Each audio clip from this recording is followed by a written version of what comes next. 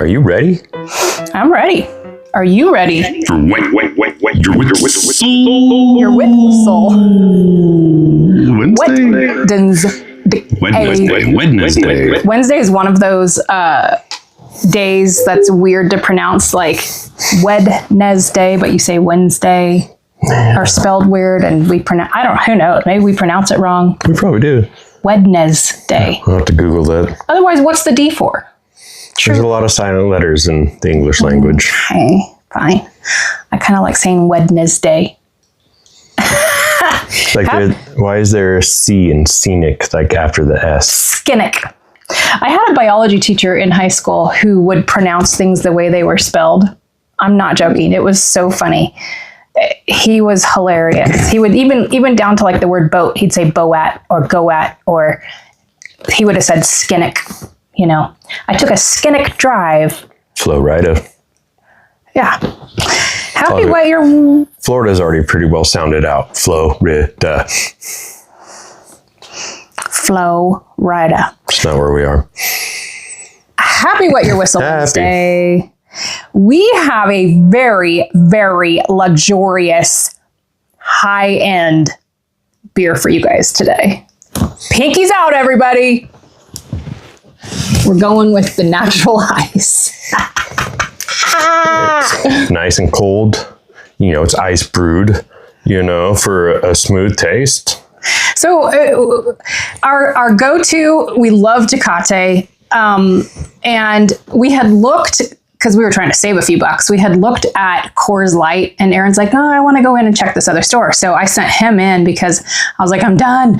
So he comes out with this, and I'm like, okay, fine, but I would have preferred the Coors Light. Same price, same amount of beers. And he's like, no, I love natural ice. Yeah, fine and dandy. Fine and dandy. I didn't really grow up a Coors guy. Like I did. My dad, that's all he drank. Coors. But not Coors Light. Right. Of course, I think both of our dads switched to the light version of their beer choice as they got older. That being said, this one is Anheuser-Busch, which is Bud and Bud Light. So this is like the most economical version of Anheuser-Busch, and then there's Bud Light and Budweiser. Okay. And it's 5.9. Which is what in comparison to higher or lower? 4.8 or 5 for like Coors, really? Bud. Pretty much all the regular standard American lagers are like 5%, I believe. Like just base, natural ice. Like Corona, everything is pretty much, I think, base like 4, 8, or 5. Unless you're drinking like an IPA or something. What's Tecate? Did you look? Should be 5. Interesting. So, if you guys haven't watched our last couple Wet Your Whistle Wednesday vlogs, we've transitioned them into like a movie review, TV show review type of video. And we're actually loving this because before all of this Epstein craziness released, we were actually planning on starting a movie podcast. And then, we let go of our Homarge podcast because of reasons that we just could not look past with what happened with the Epstein files. We were unaware of that before we started our podcast. And we thought, well, okay, we can't really start a movies podcast until we know what sorts of other evil craziness is going on. But now that things have mellowed out, I feel like we are in a good position. It has quieted down quite a bit on the Epstein front, which I don't know if that's good or bad. Okay, here's the thing. The world is aware and people are taking much more action to be protective of children, of women, of boys, of men across the board. And that needed to happen. Whether or not there's as much legal repercussion happening as there should be, obviously we know the answer to that. But all we can do is focus on change moving forward and help victims of the past if we are able. So that being said, we are moving forward with our Wet Your Whistle Wednesday being a movie/TV show. Not really podcast, but just a review. Talk about, not even a review, just chat about it. Thoughts and whatever, Yeah. We, the movie that we watched this week, per my recommendation. For his next week is my week, so get ready, guys. Yeah, last week was your week. Last week was my week. Oh, last week was crazy. If that was last week, I think it was. Yeah, it was last week. And it was crazy. It was last week. So go ahead. The Benchwarmers. The Benchwarmers. David Spade, Rob Schneider, John. Just call it a Happy Madison production. Yeah, but it's got Napoleon Dynamite, John Heder, and like some other people that aren't normally in an Adam Sandler movie. But the same kind of like nonsense, extreme representation of people like Adam Sandler, So it's a movie about bullying, basically. It is, There's these little kids at a baseball field, and they're, one's kind of pudgy, and one's like the one's got like kind of spits when he talks. But he wasn't on. He wasn't there yet. He wasn't on the team. You're right. But anyway, the less cool kids, if you will. So the actual like soft baseball team shows up and tries to kick these kids off the field, and it's as a whole, it's teaching people that bullying is not okay, which I am absolutely on board with, and we've talked about in the past. We absolutely have zero tolerance for that. But not talking about the so serious aspect of it, because bullying is wrong. We all know it's wrong. And the heart of the story of the movie is that bullying is wrong, and that a ton of kids at the end recognize that it's wrong and kick their leader to the curb. Spoiler. Hang him on a fence, actually, by his boxers, which is what he's done to other people many times.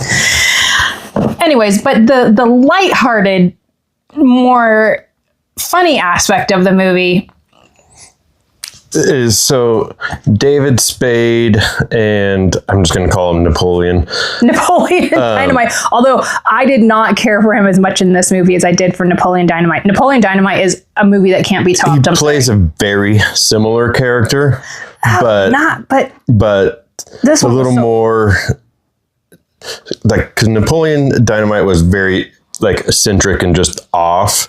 This guy's eccentric and off in a different way. He talks the same. He has the same voice and like mannerisms. But let me tell you guys a little story. Okay, this is the level of the character that he plays in this movie. Okay, I'm sorry, I have a weak stomach. That's why I'm not a nurse. I worked for an outdoor retail company for quite a few years. I had a customer come in, and I think he forgot that he was not sitting in his dark basement playing video games, because he, in front of me, literally standing there talking to me, asking me about a map, and I'm showing him like a hiking trail on a map. He takes his finger, he digs out this disgusting eye booger, and literally not even 8 inches from my face, sticks it in his mouth. Not your standard nose booger, an eye booger. I almost threw up. I had to run to the bathroom. I have a weak stomach. Hey, whatever everybody wants to do, but please I don't care what you do, okay? But not in public, and not like in front of someone that is trying to help you. So that's the level of gross that Napoleon Dynamite played on this movie. Well, so and that's part of the movie too for me. So it's an evolution, because yes, they show him picking his nose, looking at it and eating it, and somebody's like, what are you doing? And then through a few times though, not just once. He picks it but doesn't. No, he doesn't eat it again. Twice. Yes, he does. No, he looks at it and then he wipes it on his shirt. He eats a smashed bug. Well, yeah. Guts. But that's an evolution. Oh, God. But anyway, David Spade's character and Napoleon. David Spade works at a video store. Napoleon has a paper route, and they kind of hang out, and they're just total nerds. Hold on, though. So so you know how there are certain levels of intelligence that lack, common sense just in society, and that's just like a statistic, a scientific statistic. When you reach a certain level of genius, you typically lack common sense when it comes to social skills and things like that. So he throws a newspaper up on this 80-something-year-old woman's roof. It is a very awkward Napoleon-esque throw. He's very awkward. And when, oh my gosh, the cooler of the crew. Oh, this is where Rob Schneider. Yeah. He says to him, you can't just throw a newspaper up on an 80-something-year-old lady's roof and just leave it there for her. What are you going to do? And he's like, I don't know. Tell her to climb up there and get it. Like he does not comprehend the fact that an 80-year-old, I mean, except for our dads, are going to climb up on a roof to retrieve a newspaper. So, he's just and he wears a helmet the whole time, which is obviously. So the only part of the movie that grossed me out beyond words were the nose picking and eating. Pick your nose. I could care less. I don't really want to see it, but pick your nose. Just do not eat it. I mean, that's absolutely freaking disgusting. And even in, he went to one Disney on Ice with us, and it was Frozen. Where they say every guy does it or something like that. I'm like, I disagree. I disagree. I do not think that every guy does it. I think that a lot of guys are disgusted by it, just like most females are. But there is a probably 99.9999999% chance that every boy has. Are you telling me you have? As a kid, I tried a booger. I can't ever kiss you again. Dude, kids, that's... I can almost guarantee you, like, the vast majority of population boys. Right now. Anyways, and then the other part was the one kid, and they over-exaggerated it because there's nobody that spits that much. But, the one boy who, every time he spoke, there was, like, floods of... But, so this is... When they... he was throwing the newspaper up and he met up with Rob Schneider. They didn't know each other, whatever. And they were talking, and that's when the thing was happening on the baseball field and those kids got into it. Yeah. And so they ran over and kind of reasoned with the kids after the one kid did rip one in the kind of geekier kid's face. It was a whole scenario. But so it kind of set the scene for the movie where these kids, like Napoleon and David Spade and Rob Schneider, technically were nerds, Robert Schneider is found out to have been one of the cool kids. But so they kind of put the bully baseball team in check, and then they go off and tell their parents, and then it kind of starts this kind of rivalry thing with the cool kids and their parents who were even cooler. Rob Schneider spearheaded the idea of stomping out bullying. So you can tell from the beginning, because Rob Schneider in this movie, he's not your traditional kind of less cool guy. He's a pretty cool guy in the movie. And so for him to be spearheading bullying, basically anti-bullying. I guess I didn't really think that there was anything to that, but there ended up being. But what I do want to say is that I get that sometimes you have to take things to an extreme to prove a point, which is what Adam Sandler did in this movie. He basically was just saying, Cletus, go lay down. He basically was just saying, it doesn't matter what differences someone has. And I 1000% agree. You don't have the right to try to make someone feel bad about who they are, especially public humiliation. And the more and more prevalent online status becomes, or online presence becomes, the more you kind of, and I feel like people have taken a stand with that, because in the beginning, you got to remember, in 1995, when we were graduating high school, the internet was just kind of coming around.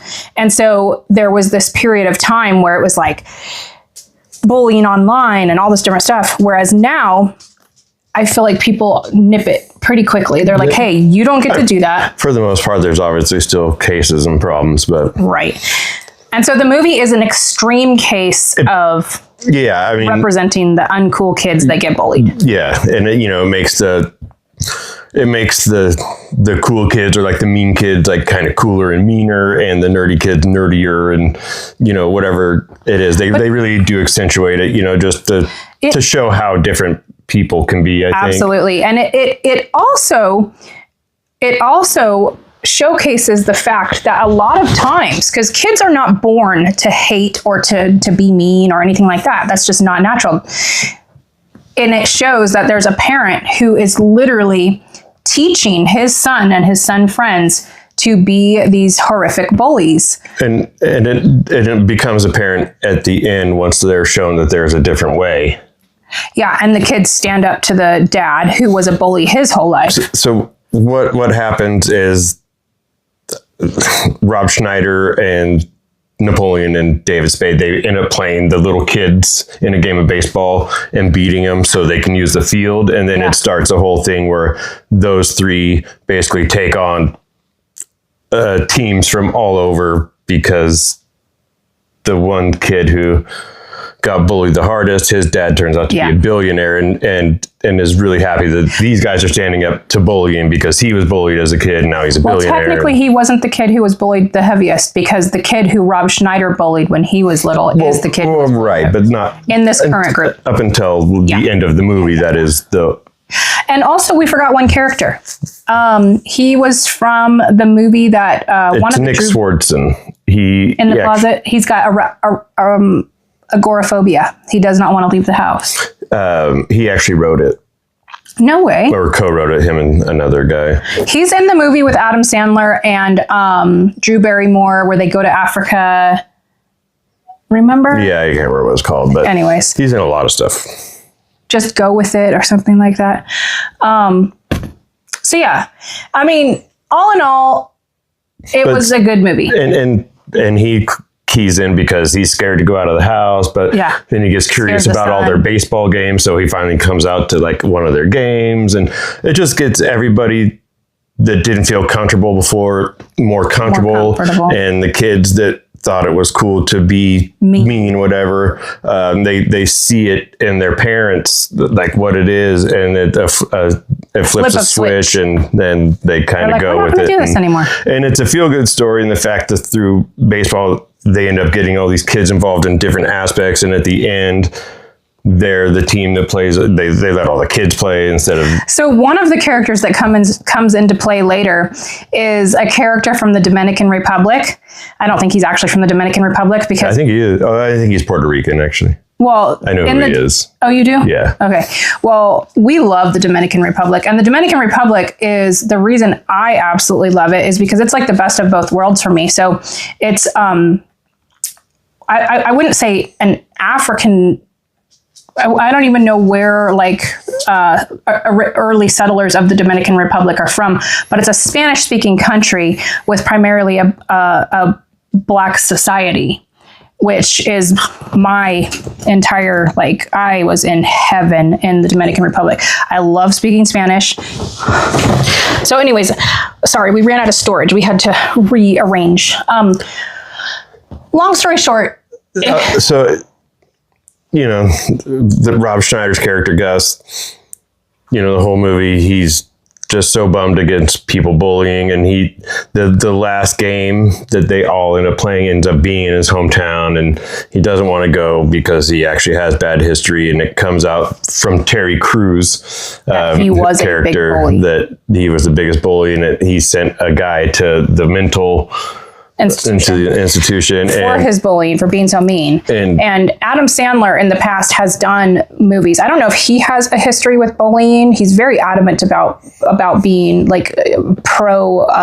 He insists that people do not bully, and I think that's great, because in one of his movies, one bully went to apologize and the guy forgave him, but he was like putting on that crazy lipstick after he left and stuff. And he's basically trying to show people how much mental damage you can cause someone by bullying them in the early developing years of their brain. You can really harm them.